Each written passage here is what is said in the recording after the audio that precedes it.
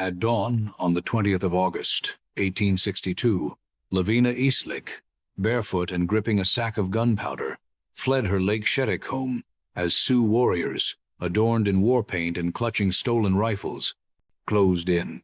Within hours, 800 settlers lay dead, 30,000 fled Minnesota's frontier, and Lavina's husband and 3 sons were slaughtered.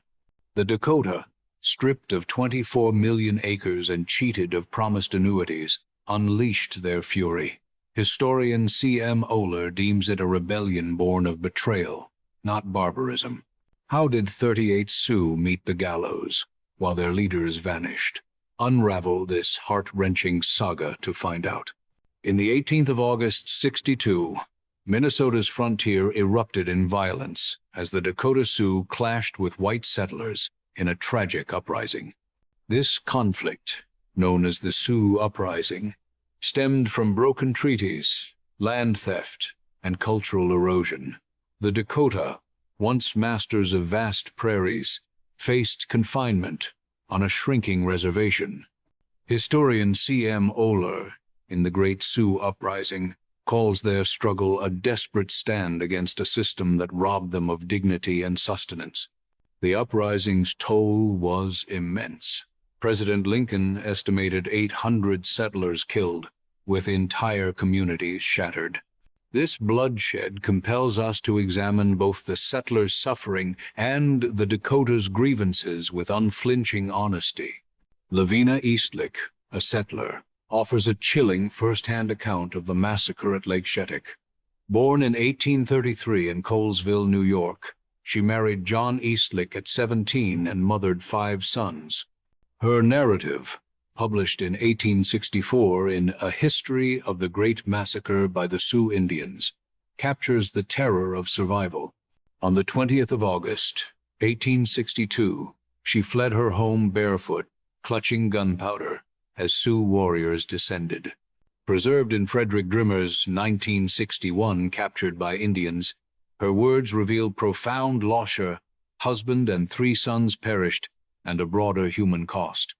Lavina's story testifies to endurance, while urging us to probe the forces that sparked such violence. The Sioux Uprising's scale was catastrophic, reshaping Minnesota's frontier. President Lincoln, addressing Congress in 1862, reported at least 800 settlers killed, a figure historian Oler deems conservative. The violence displaced 30,000 people across 18 counties, with towns abandoned and farms burned. The Minnesota Historical Society notes attacks in 23 counties, with settlements like New Ulm besieged. Many refugees carrying only essentials stayed away for over a year. Some never returned. This was no skirmish, but a convulsion exposing the frontier's fragility and the depth of native resentment, often overlooked in settler-centric accounts. Understanding this massacre requires confronting a haunting question. Was the Sioux's violence a senseless rampage or a justified rebellion against systemic betrayal? Contemporary accounts branded the Dakota's actions unprovoked, but Oler argues this ignores a decade of U.S. policy failures. The government promised annuities and support for ceded lands but delivered deceit and neglect. Settlers like Lavina sought new lives on Dakota homeland.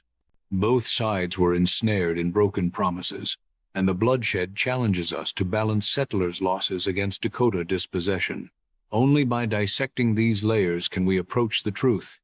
By 1862, the Dakota Sioux had endured 8 years on a southwestern Minnesota reservation, a result of the 1851 Treaty of Traverse des Sioux. This treaty forced them to cede 24 million acres, nearly half of Minnesota, for $1.665 million in annuities, often unpaid. The Minnesota Historical Society describes the reservation as a narrow strip, 150 miles long and 10 miles wide, along the Minnesota River. Once free to roam prairies, the Dakota were confined, their way of life suffocated. Oler stresses that this land loss was not merely geographic but existential, severing cultural and spiritual ties. The U.S. government pushed the Dakota to become farmers, mirroring white settlers flooding Minnesota. Rooted in the 1851 treaties, this assimilation policy offered tools, seeds, and training to turn hunters into agrarians. Historian Roy Meyer, in History of the Santee Sioux, calls it a dismal failure. The Dakota's prairie soils were poor, and farming clashed with their communal, nomadic traditions. Underfunded agents supplied shoddy equipment. By 1862, few Dakota farmed, and most faced starvation. This cultural imposition, masked as progress, deepened resentment and primed the revolt. A stark cultural divide marked the Dakota in 1862. Only 1 in 10 cut their hair, wore trousers, and farmed, as Frederick Drimmer notes in Captured by Indians. The Minnesota Historical Society estimates 90% of the 6,000 Dakota on the reservation rejected assimilation, wearing blankets and clinging to hunting. Mocked by traditionalists, the cut-hair Dakota were outliers. Hunting, once central, became impossible as settlers claimed prime lands. Bison and deer vanished, eroding the Dakota's role as providers. This cultural chasm, ignored by policymakers, fueled anger that soon erupted. The loss of hunting grounds devastated the Dakota's traditional economy. The 1851 treaties ceded 24 million acres, including game-rich territories. By 1862, settlers' farms and fences choked the landscape, and the Minnesota Historical Society reports sharp declines in bison, elk, and deer. Once self-sufficient, the Dakota could no longer feed their families. Starvation loomed, with children scavenging roots and berries. Oler highlights this ecological ruin, paired with confinement, as a source of humiliation and desperation. Their plight was not just hunger, but a profound loss of agency, driving them toward rebellion. Economic exploitation worsened the Dakota's plight. Government-licensed traders charged exorbitant prices and manipulated accounts, as Meyer documents. Annuities roughly $80,000 yearly for 6,000 Dakota, or $13 per person, were often diverted to settle traders' inflated debts. In 1862, the Civil War delayed payments, leaving the Dakota penniless. When they sought food, traders like Andrew Myrick infamously said, "Let them eat grass." Oler calls this greed a deliberate humiliation, not just theft, eroding trust and fueling fury. This economic betrayal was a critical catalyst for the uprising.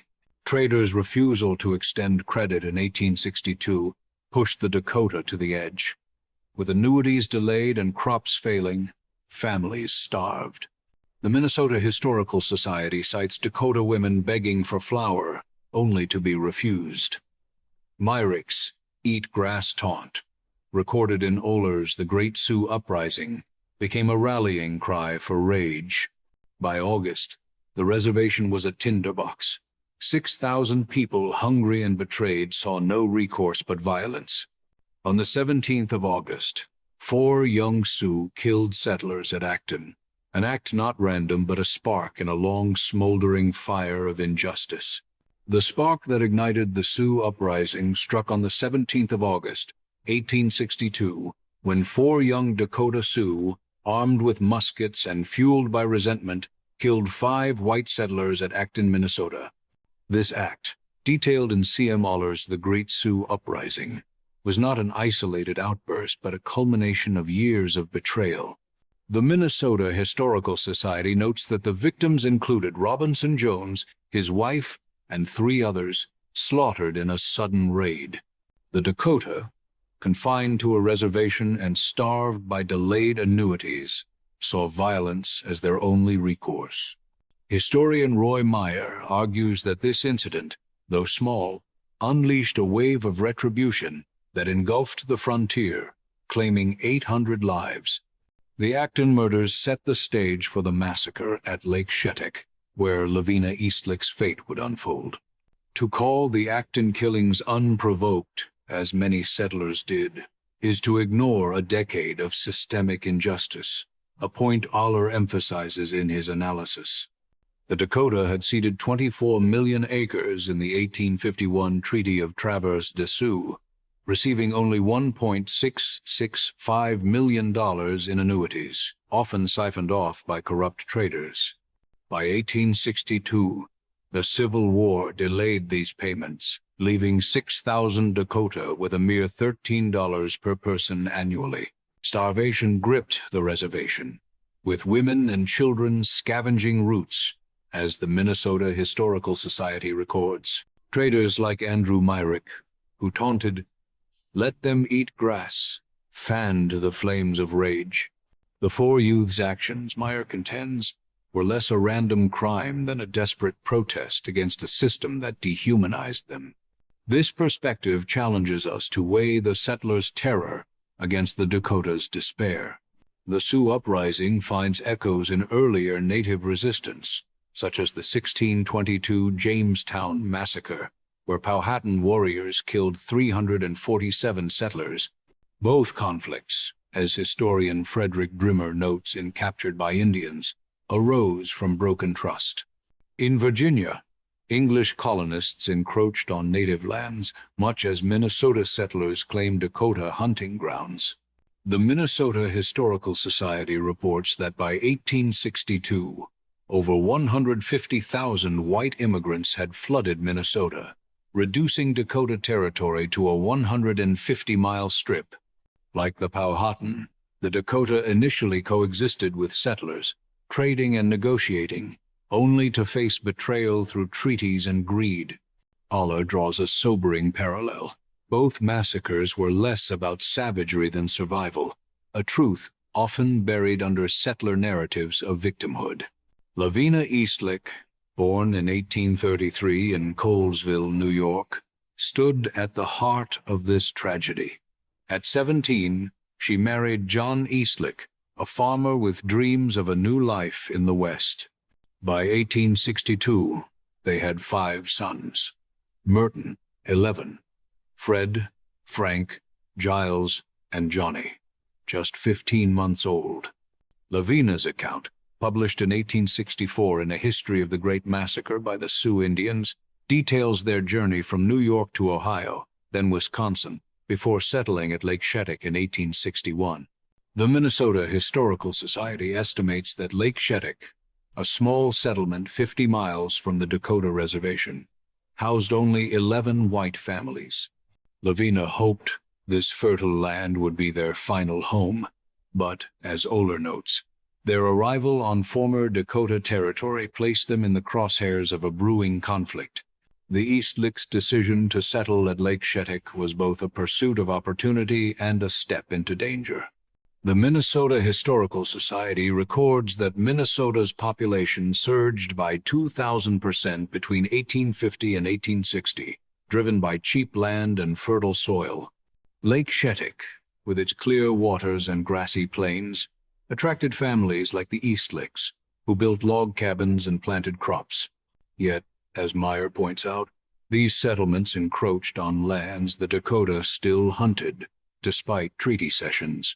Lavina's family, unaware of the simmering tensions, lived alongside 6 Dakota families led by Pawn, whom they trusted as allies. This trust, Drimmer warns, was a fatal miscalculation, as the uprising would soon reveal. Lake Shetek, 50 miles from the Dakota Reservation, was a fragile outpost by 1862. The Minnesota Historical Society describes it as a cluster of 11 white families, totaling about 50 people, living in scattered cabins. The settlement lacked fortifications, with only John Wright's log house offering any defense. The Dakota families nearby, led by Pawn, maintained uneasy relations with settlers, trading goods but harboring grievances. Oler notes that Lake Shetek's isolation made it vulnerable when the uprising spread. On the 20th of August, 1862, as Lavina tended her children, news of the Acton killings reached the settlement, signaling that violence was no longer distant but imminent. The tragedy that struck Lake Shetek claimed 4 of Lavina's family. her husband, John, and sons Fred, Frank, and Giles. Lavina's account, preserved in Drimmers captured by Indians, recounts the brutal loss with searing clarity. The Minnesota Historical Society estimates that of the 50 settlers at Lake Shetek, fewer than 20 survived the massacre. Lavina, Merton, and baby Johnny escaped, but at a horrific cost. Oler underscores the personal toll. Lavina's survival was a miracle, but her grief was compounded by the knowledge that her family died on land the Dakota once called home. This loss, set against the Dakota's own dispossession, frames the massacre as a shared tragedy. On the 20th of August, 1862, Charles Hatch, a neighbor, burst into Lavina's cabin at dawn, his face pale with fear. He reported that Sioux warriors had killed Mr. Voigt and were attacking Mr. Koch's home nearby. Lavina's account details the chilling moment. Hatch's voice trembled as he urged immediate flight. The Minnesota Historical Society confirms Voigt's murder, noting that the Sioux took his rifle, a pattern repeated across the uprising. Oler suggests that these early attacks, 50 miles from the reservation, showed the Dakotas' intent to reclaim their territory. For Lavina, Hatch's warning shattered the morning's calm, thrusting her family into a desperate struggle for survival. Panic seized the Eastlicks as they fled their cabin. John, gripping 2 rifles in one hand and baby Johnny in the other, led the way. Lavina, barefoot and clutching a heavy sack of gunpowder, shot and led, struggled to keep up. Her account describes her terror. Her heart pounded, and her legs felt leaden with fear. The Minnesota Historical Society notes that the Eastlick's cabin, like most at Lake Shetek, was a simple log structure, offering no defense. Oler highlights the settlers' vulnerability. With no militia nearby, families relied on speed and luck. Lavina's barefoot flight, as Drimmer observes, symbolized the settlers' unpreparedness for the Dakota's swift retribution. Lavina's desperation drove her toward Mr. Smith's house, a half-mile away, hoping for safety. Her account captures the fleeting relief of spotting its log walls, only to find it empty.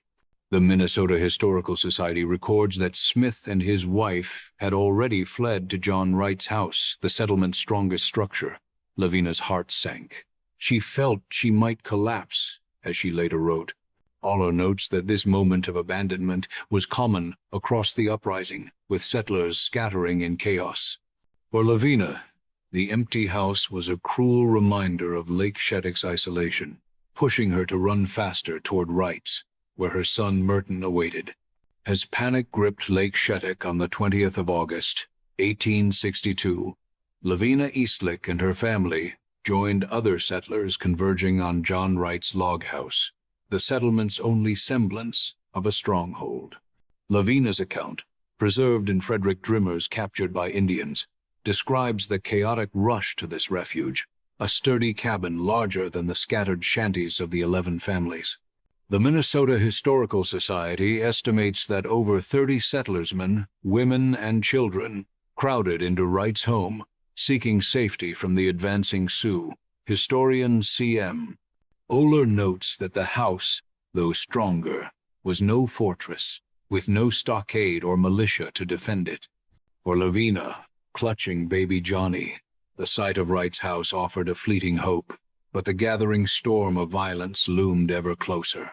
Inside Wright's property, 6 Dakota Sioux, led by a man named Pawn, lived in teepees, their presence a stark reminder of the uneasy coexistence at Lake Shetek. Lavina's narrative recalls their initial warmth. They waved the settlers forward, urging them to hurry. The Minnesota Historical Society confirms that these Dakota, part of the 6,000-strong reservation population, had traded with settlers for years, fostering a fragile trust. Yet Oler warns that this trust was misguided, as Pawn's loyalty lay with his people, embittered by the loss of 24 million acres and starvation rations. Lavina, unaware of this undercurrent, saw Pawn as an ally, a misjudgment that would soon unravel with devastating consequences. The scene inside Wright's house was one of frenzied preparation, tinged with dread. Lavina's account details the Dakotas' alarming behavior. They darted about, loading muskets, shedding blankets, and pounding lead into bullets. The Minnesota Historical Society estimates that these 6 Dakota, armed with rifles and knives, outnumbered the settlers' meager arsenal of 10 firearms. Oler describes their actions as a chilling prelude to betrayal, noting that their claim to fight for the whites rang hollow. Lavina, watching them hide packs and ready weapons, felt unease creep in.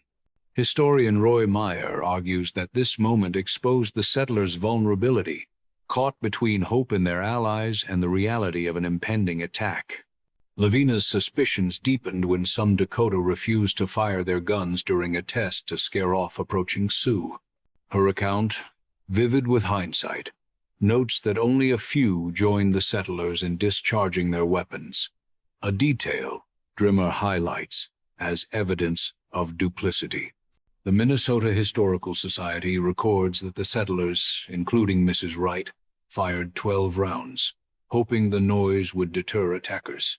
Oler suggests this was a fatal error, as the gunfire may have signaled weakness, depleting scarce ammunition. Lavina, whispering to her husband, John, and Mr. Smith, urged caution, fearing the Dakota inside the house might turn their guns on the settlers once their rifles were empty. Her instinct, as Meyer notes, was a rare moment of clarity amid the chaos. Mrs. Koch's arrival at Wright's house brought gut-wrenching news that shattered any remaining illusions. Lavina's narrative describes her staggering in, clothes soaked to the waist, after wading through Lake Shetek swamps to warn others. She reported that Sioux warriors had stormed her home, seized her husband's rifle, and shot him dead, leaving his body face down in the mud. The Minnesota Historical Society confirms this attack, noting that Mr. Koch was one of 15 settlers killed that day at Lake Shetek. Oler underscores the brutality.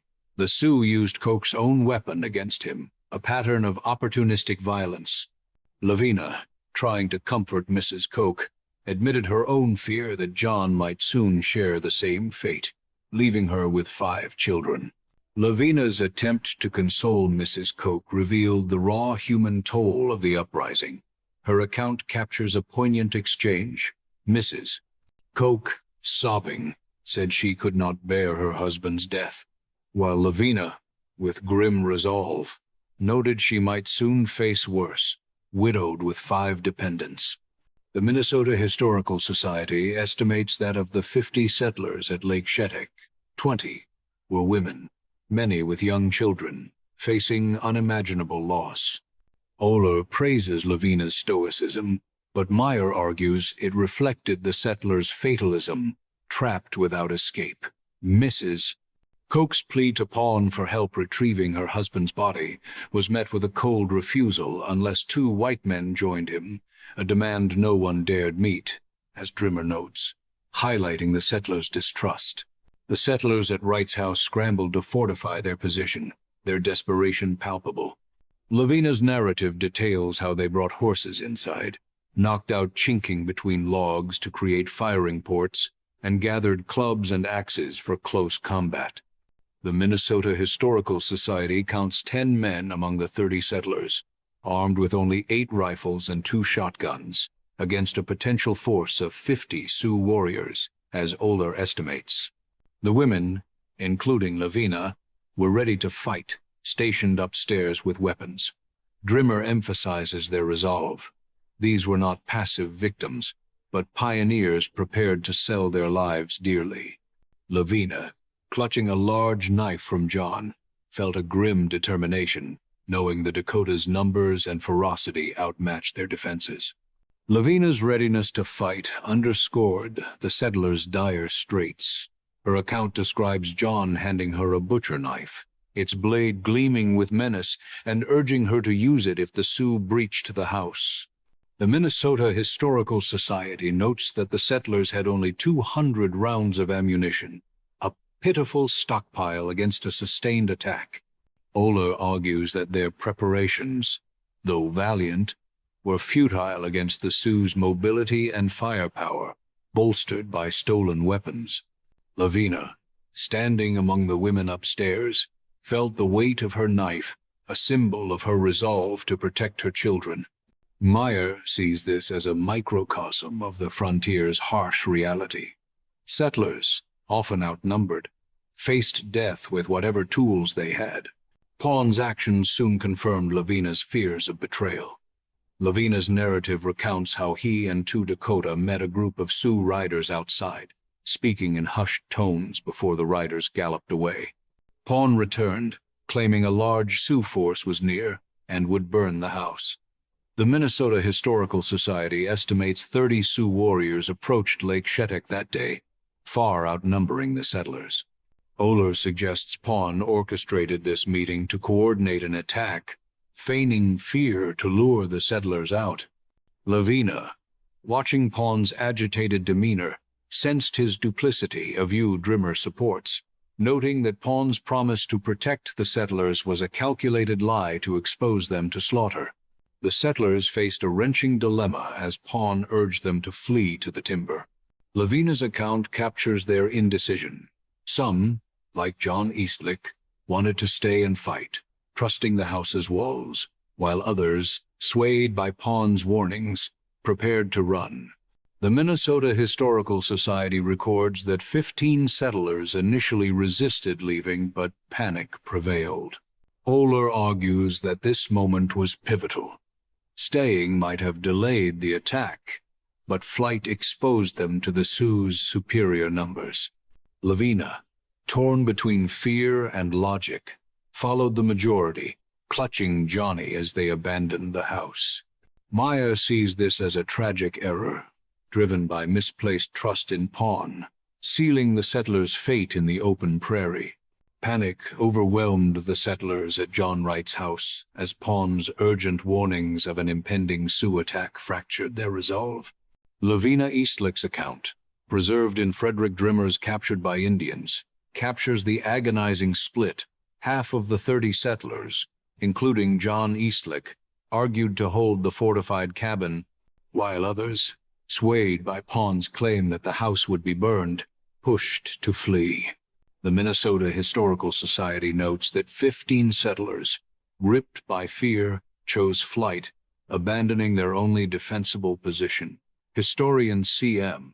Oler argues this decision was catastrophic, exposing them to 30 Sioux warriors, as estimated, who held the advantage in open terrain.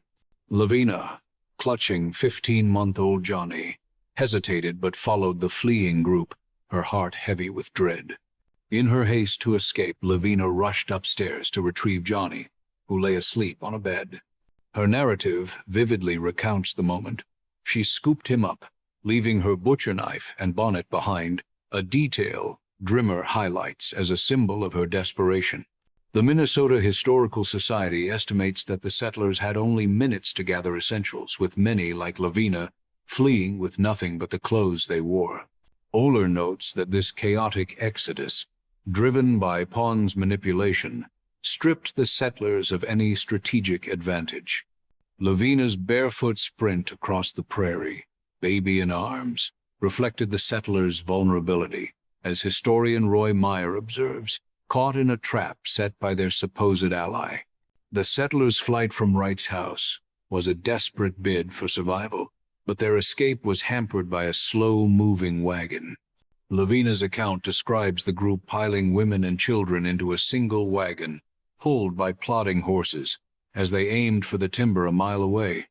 The Minnesota Historical Society counts 20 women and children crammed into the wagon, with men like John Eastlick walking alongside, rifles ready. Oler estimates the wagon's speed at barely 3 miles per hour, making it an easy target for mounted Sioux. Lavina, initially walking beside the wagon, watched the horizon with growing fear, as Drimmer notes, sensing the Sioux' pursuit was inevitable.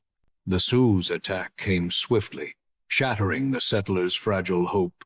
Lavina's narrative recounts the chilling sight of 10 Sioux warriors, riding stolen horses and brandishing rifles charging toward the wagon. The Minnesota Historical Society confirms that these warriors, likely from the nearby reservation, were armed with 12 muskets and 8 shotguns, many seized from earlier raids. Oler argues that their speed horses galloping at 20 miles per hour overwhelmed the settlers' sluggish retreat. Lavina's heart raced as the men shouted to abandon the wagon, a decision Meyer calls a grim necessity, as staying would have meant certain slaughter in the open prairie. Abandoning the wagon, the settlers scattered across the prairie, running for a swamp a quarter-mile away. Lavina's account details her frantic sprint, Johnny clutched tightly, as bullets whizzed past. The Minnesota Historical Society estimates that 30 settlers, including 10 children, fled in disarray, with only 8 armed men to protect them. Oler notes that the swamp, thick with tall grass, offered concealment but no safety against the Sioux' relentless pursuit. Lavina, shot in the heel during the run, stumbled but pressed on, her pain overshadowed by fear for her children. Drimmer underscores her resilience, a mother driven by instinct to shield her sons from the encroaching horror. The swamp became a killing ground as the Sioux closed in, their gunfire relentless. Lavina's narrative describes bullets falling like hail, wounding settlers indiscriminately. The Minnesota Historical Society records that William Dooley's son and daughter, aged 12 and 10, were shot through the shoulders, and Mrs. Ireland's 4-year-old child took a bullet in the leg. Oler estimates the Sioux fired 200 rounds in the first 10 minutes, overwhelming the settlers' meager 50 rounds of ammunition. Lavina, hiding in the grass, felt a bullet graze her side, a near miss that left her trembling. Meyer argues this barrage was not random but a calculated effort to break the settlers' will, exploiting their exposed position. John Eastlick's final stand in the swamp was a fleeting act of defiance. Lavina's account recounts how he, armed with a rifle, fired at a Sioux warrior, striking him down before reloading under fire. The Minnesota Historical Society notes that John's shot was one of only 5 confirmed hits by settlers, a testament to their dwindling firepower. Oler suggests John's action, though heroic, was futile against 30 warriors who quickly surrounded the group. Moments later, a Sioux bullet struck John dead, leaving Lavina a widow. Drimmer emphasizes the personal tragedy. Lavina, unaware of his fate, urged him to keep fighting, believing she too would soon die. Lavina's own survival hung by a thread as the Sioux tightened their grip. Her narrative details a second wound. A bullet struck her head, grazing her scalp and leaving her dazed but alive. The Minnesota Historical Society counts 15 settlers wounded in the swamp, with 10 killed outright. Oler notes that Lavina's survival was miraculous, given the Sioux's tactic of targeting all who moved. She told John not to aid her, insisting he shoot any Sioux he could, a decision Meyer calls a heartbreaking sacrifice, prioritizing resistance over personal safety. Lavina's resolve, as Drimmer observes, reflected the settlers' grim acceptance of death in the face of overwhelming odds. The massacre claimed more lives as the Sioux pressed their advantage. Lavina's account recalls hearing Charles Hatch's groan, signaling he was shot, and Mrs. Everett's plea to reach her wounded husband, who urged her to stay hidden. The Minnesota Historical Society confirms that Hatch, Everett, and 8 others died in the swamp, with 5 children among the casualties. Oler estimates the Sioux suffered only 3 losses, highlighting their tactical superiority. Lavina, lying in the grass, heard Mrs. Everett pray as she bled from a neck wound, a moment Drimmer calls a haunting blend of faith and despair. The settlers' dwindling numbers underscored their hopeless stand against a determined foe. Lavina's children clung to her in the swamp, their fear palpable. Her narrative describes Fred, Frank, and Giles, pressing close, hindering her attempts to shift position and avoid Sioux gunfire. The Minnesota Historical Society notes that 10 of the 20 children at Lake Shetek perished, with Lavina's 3 older sons among them. Oler argues that the children's presence, while a source of strength for Lavina, made her a larger target, as Sioux warriors fired indiscriminately. Lavina's whispered commands to stay still, as Drimmer recounts, were a mother's desperate bid to save her sons, even as the Sioux's bullets tore through the grass, sealing their tragic fate. As the Sioux tightened their deadly grip on the swamp at Lake Shetek, Pawn's voice cut through the chaos, promising mercy for women and children who surrendered. Lavina Eastlick's account, preserved in Frederick Drimmer's Captured by Indians, captures the chilling moment. Pawn called out, vowing no harm to non-combatants, urging them to emerge from the tall grass. The Minnesota Historical Society estimates that of the 30 settlers trapped, only 15 remained alive, with 10 women and children among them. Historian C.M. Oler argues this offer was a calculated tactic to flush out survivors, exploiting their desperation. Lavina, wounded and exhausted, weighed the risk. Her trust in Pawn eroded, but her hope for her children's survival clinging by a thread. Mrs. Everett and Mrs. Wright, driven by fear for their children, were the first to surrender. Lavina's narrative details their reluctant steps from the swamp, each clutching a child, their faces etched with dread. The Minnesota Historical Society notes that Mrs. Everett carried her 6-year-old daughter Lily, while Mrs. Wright held her 4-year-old son. Oler suggests their decision was born of necessity. As the Sioux's gunfire 200 rounds in 10 minutes, per his estimate, left no hope of resistance. Pawn greeted them with a show of kindness, taking their children in his arms, a gesture Drimmer calls a cruel facade. Lavina watched, torn between joining them and staying hidden, her instincts warring with the grim reality. Lavina's decision to surrender was a mother's last stand to save her sons. Her account describes her painful struggle to stand, blood seeping from her heel and head wounds, as she limped toward the Sioux with 11-year-old Merton and baby Johnny. The Minnesota Historical Society counts 8 women who eventually surrendered, with 5 children in tow. Historian Roy Meyer praises Lavina's courage, noting her wounds, 3 bullet grazes and a heel shot made movement agonizing. Mrs. Wright, seeing Lavina falter, rushed to help, supporting her arm. Oler argues this act of solidarity among the women was a fleeting light in the massacre's darkness, but Drimmer warns it did little to shield them from the horrors to come. The Sioux's brutality shattered Pawn's promise of mercy. Lavina's narrative recounts a sickening scene. An elderly Sioux woman wielding a club beat Lavina's son Fred, aged 8, to death before her eyes. The Minnesota Historical Society confirms Fred's murder, one of 10 children killed at Lake Shetek. Oler estimates the woman struck Fred 5 times, her rage a reflection of the Dakota's pent-up fury over lost lands. Lavina, powerless, watched as Fred's cries faded, his face bloodied. Drimmer calls this moment a visceral reminder of the uprising's human cost, not just for settlers but for the Dakota, whose desperation drove such acts. Lavina's heart broke, yet she clung to Merton and Johnny. Frank Eastlick's death was even more harrowing.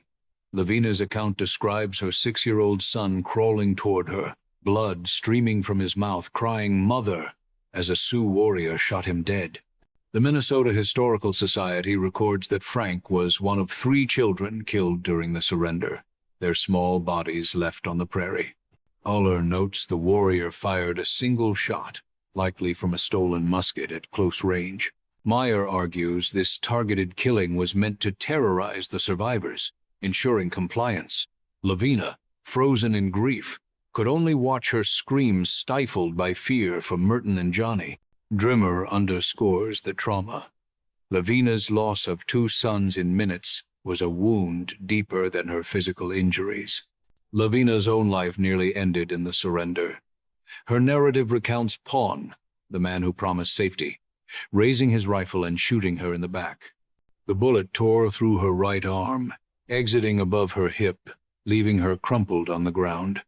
The Minnesota Historical Society counts Lavina among 5 settlers shot during the surrender, with 3 surviving.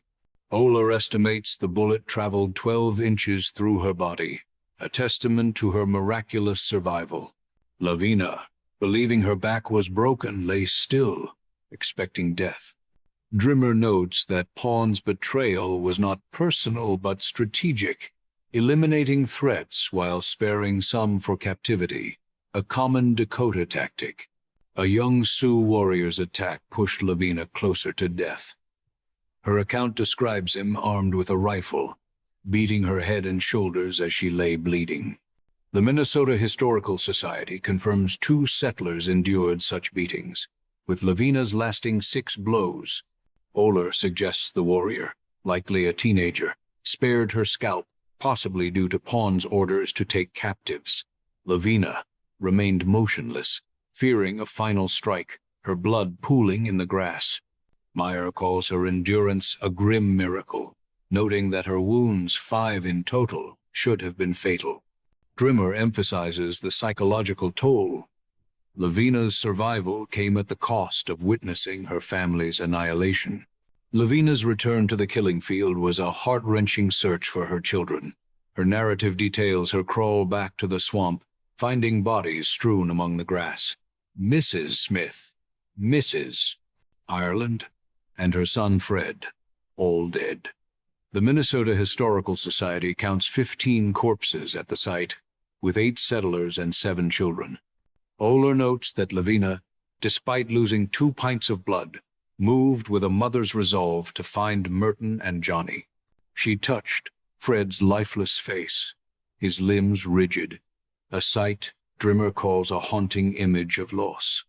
Lavina's search, as Meyer observes, was both a farewell to her dead and a desperate hope to save her living sons. In the swamp, Lavina found Lily and Charlie Everett, children of the slain Mrs. Everett, still alive but suffering. Her account describes Lily, 6, lying curled up, and Charlie, 4, sobbing in his sleep. The Minnesota Historical Society confirms 3 children survived the initial massacre, with Lily and Charlie among them. Oler estimates they endured 4 hours in the swamp, exposed to heat and gunfire. Lavina, unable to carry them, promised Lily water in heaven, a comfort Drimmer calls a poignant lie born of despair. Meyer argues Lavina's departure, driven by the need to find Johnny, was a wrenching choice, reflecting the impossible decisions of the massacre's survivors. For 2 days, Lavina hid in the weeds near Lake Shetek, tormented by the cries of children she believed were her sons.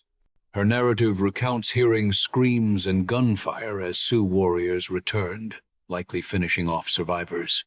The Minnesota Historical Society estimates 5 Sioux revisited the site, firing 20 rounds. Oler suggests they were scavenging or ensuring no resistance remained. Lavina, drinking dew from her dress to survive, endured starvation and rain, her wounds festering. Drimmer calls her ordeal a testament to human endurance, while Meyer notes the psychological torment. Believing Merton and Johnny were tortured, Lavina's hope nearly broke, yet she clung to life. Lavina Eastlick's survival through the Lake Shetek massacre, crawling from a blood-soaked swamp with 5 wounds, stands as a testament to human resilience. Her narrative, etched with the loss of her husband and 3 sons, captures the raw agony of the 20th of August, 1862, when 15 settlers perished in a single day. The Minnesota Historical Society records that only 20 of Lake Shetek's 50 residents lived, a grim toll that mirrors the broader Sioux Uprising's 800 deaths. Lavina's endurance, as historian C.M. Oler notes, is a story of a mother's unyielding will, yet it is also a mirror reflecting the shattered lives on both sides of this tragedy. The Dakota Sioux, driven to violence by the theft of 24 million acres and the sting of starvation, were not mere aggressors but a people pushed to the brink. Oler argues that the uprising was a rebellion against systemic betrayal, with traitors' greed and broken treaties fueling their rage. The Minnesota Historical Society estimates 6,000 Dakota faced famine in 1862, their annuities delayed by a government distracted by civil war. The execution of 38 Dakota men, ordered after a biased trial, as Roy Meyer details, closed this chapter with a different kind of injustice, one that deepened the wounds of a dispossessed nation. This massacre, steeped in blood and betrayal, forces us to confront the cost of conquest. Lavina's scars, both physical and emotional, echo the Dakota's loss of homeland and identity. Historian Frederick Drimmer reminds us that history is not a ledger of villains and victims, but a tapestry of human struggle. The Sioux Uprising's legacy is a call to acknowledge the humanity of both settler and native, each caught in a brutal collision of worlds. What lessons can we draw from the 800 lives lost and the 38 hanged, when desperation drove both sides to violence? How do we honor the pain of Lavina Eastlick and the Dakota alike, ensuring their stories shape a future where justice prevails over retribution?